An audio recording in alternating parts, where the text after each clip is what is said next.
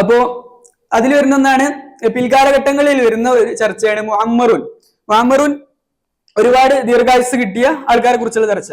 അപ്പൊ അതിലുള്ള ഒരു രത്തനുൽ ഹിന്ദി ഒരു ഭയങ്കര രസമായിട്ടുള്ള ഇൻട്രസ്റ്റിംഗ് ആയിട്ടുള്ള ഒരു കഥയാണ്. അപ്പൊ രത്തനുൽ ഹിന്ദിനെ കുറിച്ച് പറയുന്നത് വെച്ചാല് മൂപ്പര് സ്വഹാബിയാണ്. ഞാൻ പറയല്ല, ഒരു മുഹദ്ദിസീങ്ങളുടെ ഇടയിലുള്ള ഒരു ചർച്ചയാണ്, ഡിബേറ്റ് ആണ് മൂപ്പര് സ്വഹാബിയാണോ അല്ലേ എന്നുള്ളത്. രത്തനുൽ ഹിന്ദി ഇന്ത്യക്കാരനാണ്, പഞ്ചാബാണ് മൂപ്പര്. പഞ്ചാബിന്ന് മൂപ്പര് നബി തങ്ങളെ കാലത്ത് കച്ചവടത്തിന് വേണ്ടിയാന്നുള്ള അഭിപ്രായം ഉണ്ട്. അതല്ല, പിന്നെ മറ്റേ ഇൻഷിഖാഖുൽ ഖമർ ഉണ്ടല്ലോ, അത് കണ്ടിട്ട് അങ്ങനെ പോയതാണെന്ന് അഭിപ്രായമുണ്ട്. സൗദി അറേബ്യയിലേക്ക് മൂപ്പര് പോകുന്നു. പോയതിന്റെ ശേഷം നബി തങ്ങളെ കാണുന്നു, ഇസ്ലാം സ്വീകരിക്കുന്നു. നബി തങ്ങള് തലയിൽ കൈവച്ചിട്ട് ദീർഘായുസിന് വേണ്ടി ദ്വാരക്കുന്നു.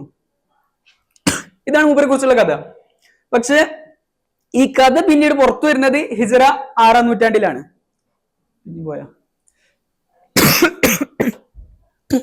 ഹിജ്റ 6-ാം നൂറ്റാണ്ടിലാണ്. അതുവരെ ഹദീസ് കിതാബുകളിൽ ഈ ഒരു ചർച്ച നടക്കുന്നത് കാണില്ല.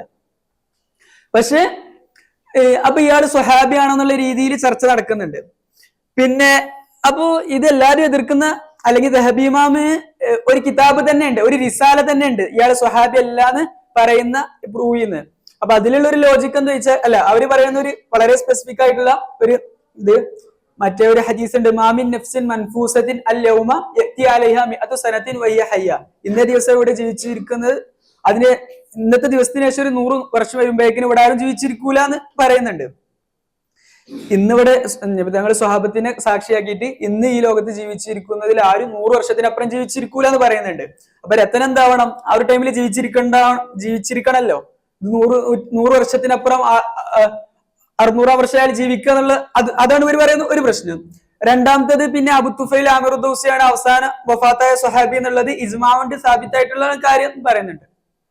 പിന്നെ ഇവര് പറയുന്ന ഇതെന്ന് വെച്ചാൽ ഇയാൾ ഈ ഒരു ഹിജ്റ 16th സെഞ്ചുറി വരെ എവിടെ ആയിരുന്നു എന്നുള്ള ഒരു ചോദ്യം വെക്കുന്നുണ്ട്.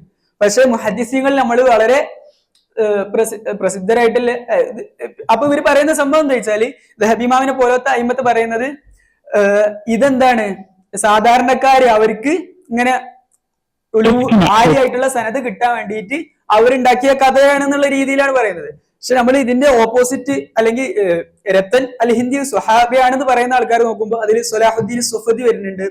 പിന്നെ ഫൈറൂസാബാദി അൽ ഖാമൂസ് എന്നുള്ള ഡിക്ഷണറി ഖാമൂസ്, അതിന് ഫൈറൂസാബാദി വരുന്നുണ്ട്. പിന്നെ അലാഉദ്ദീൻ സമനാനി, ഇവരൊക്കെ മുഹദ്ദിസീങ്ങളാണ്. ഇവരൊക്കെ സ്വഹാബിയാണെന്ന് പറഞ്ഞിട്ടുള്ള സലാഹുദ്ദീൻ സുഫദിക്ക് ഈ ദഹബി ഇമാമിനെതിരെ ഒരു റദ്ദുണ്ട്.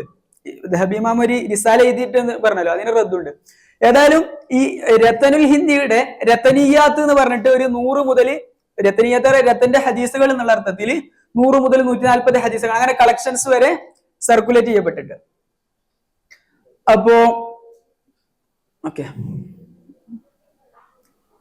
അപ്പൊ രത്തനെ കുറിച്ചുള്ള ഒരു ചർച്ച അവിടെ നടക്കുന്നുണ്ട്. ഈ ഫതാവൽ ഹദീസിയ ഇബ്നു ഹജർ അൽ ഹൈതമി തങ്ങളുടെ ഫതാവൽ ഹദീസിൽ ഇതുമായി ബന്ധപ്പെട്ട ഒരു ചോദ്യം വരുന്നുണ്ട്, സാന്ദർഭികമായി പറഞ്ഞത്. അപ്പൊ രത്തനുൽ ഹിന്ദി ഒരു ഉദാഹരണമാണ്. ഇതൊക്കെ സൂപ്പർ നാച്ചുറൽ, ഒരാൾ 600 വർഷം ജീവിക്കുക എന്നുള്ളത് നമുക്ക് ചിന്തിക്കാൻ കഴിയുന്നതല്ലോ. ഇങ്ങനത്തെ ചർച്ചകൾ ആ കാലത്ത് നടക്കുന്നുണ്ട്. ഇത് രത്തനുൽ ഹിന്ദി മാത്രമല്ല, ഖൈസുബിൻ സമീൻ ബുറൈക്ക്, ഇവരെ കുറിച്ചൊക്കെ ഇങ്ങനെ ഒരുപാട് 300 വർഷം 400 വർഷം ജീവിച്ച സ്വഹാബികളാണെന്നുള്ള രീതിയിൽ ഈ ചർച്ച നടക്കാനുള്ള കാരണം എന്താണ്? ആലിയായിട്ടുള്ള സനദിന്റെ ഡിമാൻഡ് കൂടി സ്വാഭാവികമായിട്ട് അതുമായി ബന്ധപ്പെട്ട ചർച്ചകൾ കിതാബിൽ വരും.